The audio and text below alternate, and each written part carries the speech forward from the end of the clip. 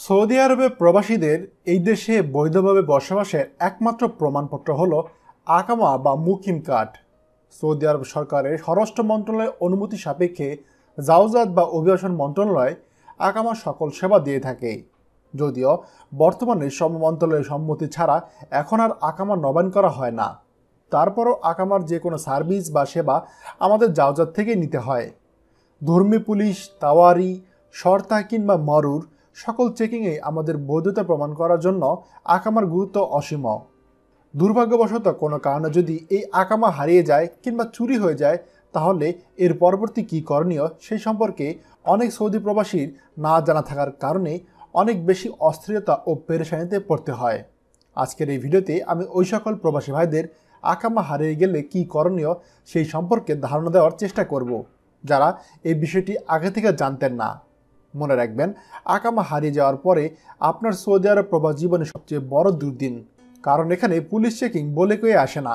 তাহলে আকামা পকেটে না থাকলে হঠাৎ যদি আপনি পুলিশের চেকিংয়ের সম্মুখীন হন, তাহলে আকামা না থাকার কারণে আপনাকে জরিমানা করা হবে 3000 রিয়াল এবং 1 দিনের জেল।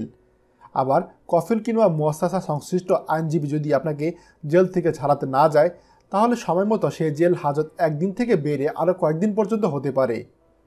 যখন জানতে পারবেন আপনার আকামা হারিয়ে গিয়েছে, তখন আপনার এই কাজগুলো করতে হবে। 1. যদি আকামা পাওয়ার সম্ভাবনাময় সকল জায়গায় খোঁজ না করে থাকেন, তাহলে বলবো আগে ওই সকল জায়গাগুলোতে ভালোভাবে কয়েকবার খোঁজ দিয়ে দেখুন যেখানে আকামা পাওয়ার সুযোগ রয়েছে। এই পদক্ষেপটি সম্পূর্ণ করার পর যদি আকামা না পাওয়া যায়, তাহলে পরের পদক্ষেপে যান। 2. কফিল বা মুয়াসসাসাকে জানিয়ে দিন আকামা হারানোর কথা, আর জানাবেন আকামা হারানোর 24 ঘন্টার মধ্যে। মনে রাখবেন, আকামা হারানোর 24 ঘন্টার মধ্যে যদি পুলিশ সহ সংশ্লিষ্ট মন্ত্রণালয়কে জানিয়ে দেন ব্যাপারটি, তাহলে আপনার কোনো রকম জরিমানা গুনতে হবে না, প্রথমবারের মতো। 3. মালিক পক্ষকে জানানোর পর আপনার কফিল কিংবা মুয়াসসাসা অফিসিয়াল প্যাডে আকামা হারানোর পুরো ব্যাপারটি আরবিতে লিখে স্থানীয় থানায় জমা দিন। সেই সাথে থানায় একটি পুলিশ রিপোর্টও লিখিতভাবে জমা দিতে হবে।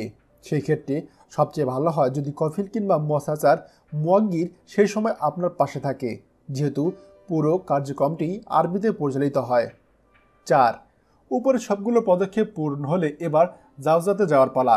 তবে এখানে আপনাকে না গেলেও চলবে, আপনার মুয়াসসাসা মুয়াজ্জিব অথবা কফিলকে যেতে হবে।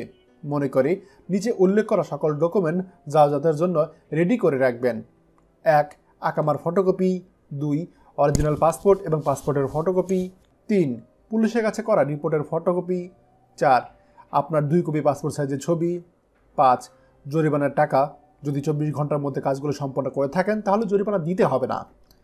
কফিল এই সকল ডকুমেন্ট জাওজাতে জমা দিলে ওখান থেকে আপনার আকামা নম্বর উপর চেক করে দেখবে কোনো জরিমানা কিংবা কোনো রকম গারামা ইত্যাদি আছে কিনা। এরপর কয়েক মিনিটেই আপনি পেয়ে যাবেন আপনার নামে প্রিন্ট হওয়া নতুন একটি আকামা কার্ড। আকামা অবশ্যই এমন স্থানে রাখবেন যাতে আপনি নিজে হারালেও আপনার আকামা না হারায়। বারবার পকেট চেক করবেন, মানিব্যাগ চেক করবেন যে আকামা আছে কিনা।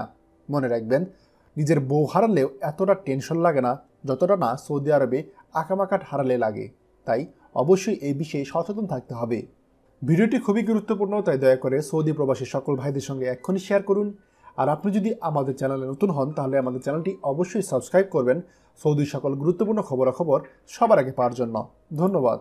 বাংলাদেশের প্রথম প্রবাসী নির্ভর ভেরিফাইড ইউটিউব চ্যানেল TJN24। তাই দেরি কিসের, এখনই আমাদেরকে সাবস্ক্রাইব করুন। সাবস্ক্রাইব করতে সাবস্ক্রাইব আইকনে ক্লিক করুন এবং বেল আইকনটি চাপুন, যাতে আমাদের কোনো নতুন ভিডিও আপনি মিস না করুন।